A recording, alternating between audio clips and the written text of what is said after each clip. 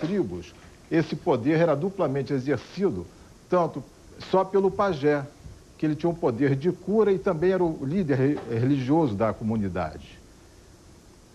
A morte assusta muito, essa ideia de que vai acabar, não tem mais nada, a mim também me incomoda bastante, mas eu não consigo achar evidências, por mais que eu procure em várias religiões, de várias formas possíveis, evidências que isso seja assim. A produção, o Sargentelli disse que só o Espiritismo acreditava na reencarnação. Mas nas minhas procuras eu verifiquei que o messianismo, a igreja messiânica, também acredita na reencarnação. Perfeito. Doutor Aybinder. O hinduísmo acredita na reencarnação. Sim. Por favor, se não existe, doutor, vida após a morte, o senhor acha que o Chico Xavier é um charlatão, acha? Não. Eu acho que ele é uma pessoa boníssima e pesquisei, li 5 livros dele. Peguei aleatoriamente 5 livros deles e verifiquei o seguinte: é tudo a mesma coisa, é a mesma ladainha, não tem uma grande variação literária. Quais os livros do senhor leu? Já faz tempo, uma série de livros dele. 5 livros que eu peguei aleatoriamente. Ele tem uma obra de mais de 40... 360 até hoje que ele já recebeu. Eu peguei 4 ou 5 livros deles e li... Cerca de 12 mil mensagens. O senhor leu 5, está um universo não há muito variação pequeno. Literária. O senhor permite discordar. Quem conhece a obra, quem conhece a obra toda, não conheço a obra toda. Verifica que ela é diversificada. Um momento, mantenha a palavra ao professor. Tá. Se conhecer a obra toda, eu vou perder muito tempo para chegar a uma conclusão que eu já cheguei com 5 livros. Parabéns. Então, o medo da morte é assustador. Eu só fui ter certeza que eu era realmente uma pessoa agnóstica quando, em 1978, o meu pai faleceu e, na mesma semana, um dos meus filhos teve meningite. Naquela hora de aperto, eu gostaria de ter algum tipo de crença que me ajudasse a suportar aquela dor. Não tinha esse tipo de crença e não consegui desenvolver, mesmo naquela circunstância. Aí eu vi que a minha convicção agnóstica era mais profunda, eu consegui submetê-la a um teste. Então, em termos iniciais, eu gostaria de deixar por aqui. Muito obrigado. Com a palavra, o professor Gerson Monteiro, pelo mesmo tempo. Nós gostaríamos de iniciar nossa fala, Excelência, dizendo, como o pensador Labrueri, de que a impossibilidade de provar que Deus não existe é a maior prova da sua existência. Então, com relação à alma, nós podemos dizer que a maior prova da existência da alma é a impossibilidade da sua prova.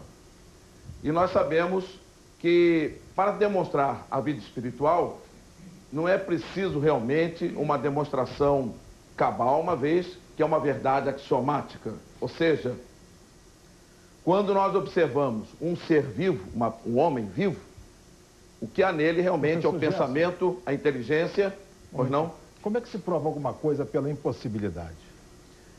Porque no momento que não se pode provar que a alma não existe, é a maior prova da sua existência que nós tentaremos, através das provas documentais e testemunhais, durante o programa, oferecermos. A gente pode provar qualquer coisa pela impossibilidade, é isso? Não. Labrueri disse que a impossibilidade de não provar a existência de Deus estava vamos dizer, a grande prova da sua existência. Eu não queria Mas nós não gostaríamos de ser interrompidos nesse momento para terminar o nosso raciocínio. Mas, como nós dizíamos, quando nós examinamos o homem, o ser vivo, nós vemos que há nele o quê? A inteligência, que é atributo da alma. Basta ver o defunto, o cadáver, para observar a grande diferença. E até certa ocasião, Chico Xavier foi perguntado por um certo professor de anatomia, e ele era patologista, e ele chegou a dizer para Chico Xavier que ele havia aberto muitos cadáveres em necrópsias e chegou à conclusão de que ele encontrou a tal da alma nos cadáveres. E Chico Xavier respondeu com muita inteligência e sabedoria: mas doutor, como é que o senhor poderia encontrar o pássaro depois que ele fugiu da gaiola? E uma das provas mais evidentes de Chico Xavier para o Dr. Luiz Aybinder é este livro, Parnaso de Além Túmulo, primeiro livro recebido por Chico Xavier.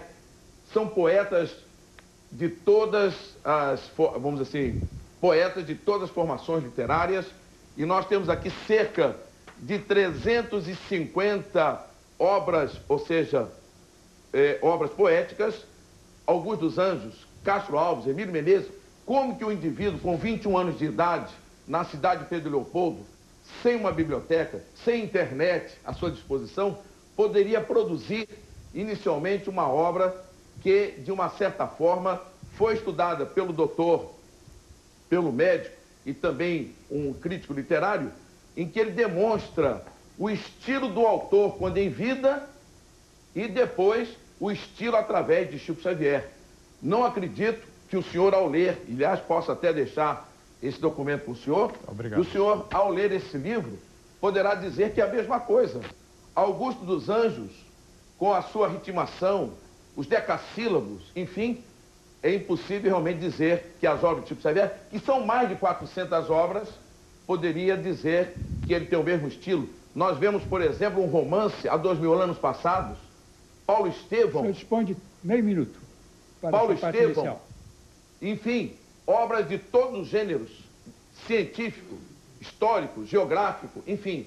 Então, nós queremos, depois dessa nossa apresentação, também entregar à Sua Excelência uma prova que é o Dr. Carlos Augusto Pedandreia, a psicografia à luz da grafoscopia, ou seja, ele fez... Nós estamos aí diante do grande júri com esse debate tão importante a respeito da espiritualidade, da permanência da vida após a morte. E é óbvio, muitas pessoas estão assim um tanto interessadas em também externar seu ponto de vista. E eu me reporto aqui ao doutor Valdir de Melo Tude, que é médico. O senhor estava querendo falar, doutor, o senhor acha que não existe vida depois da morte? Isso é tudo charlatanismo? Evidentemente. Eu vou pedir, então, que o senhor nos responda depois do intervalo, ok? Só depois do intervalo, por favor, doutor. Nós vamos já voltar aqui com o grande júri. Já passando aqui ao nosso telespectador. Sim, 89,3% dizendo sim, existe vida depois da morte. E apenas 10%, 10,7% dizendo que não. Os telefones estão à disposição e você em casa aproveita o intervalo, ligue para nós, concorre a um Fiat Palio por apenas R$3 de qualquer lugar do Brasil e nos ajuda a formar opinião em definitivo quanto ao tema. Afinal, existe ou não existe vida além da morte? Nós voltamos já com o grande júri, porque aqui, você já sabe, o juiz dá a sentença, mas quem julga é o povo brasileiro. O Dr. Gerson disse que iria passar a 90%. Nós já estamos aí com 90,8% a favor, dizendo sim, e 9,2% dizendo não. Estamos agora com 8 horas, 20 minutos, estamos ao vivo, aguardando a sua participação pelos telefones que aparecem no seu vídeo.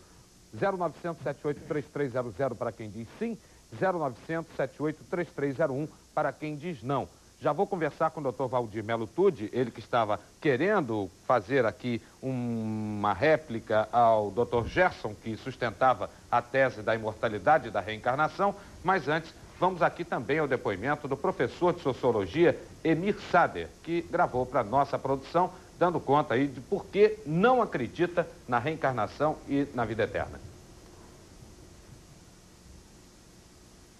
Vida depois da morte só poderia ser garantida por Deus, por um ser todo-poderoso. Duvidar dele, de alguma maneira, é negar a sua existência.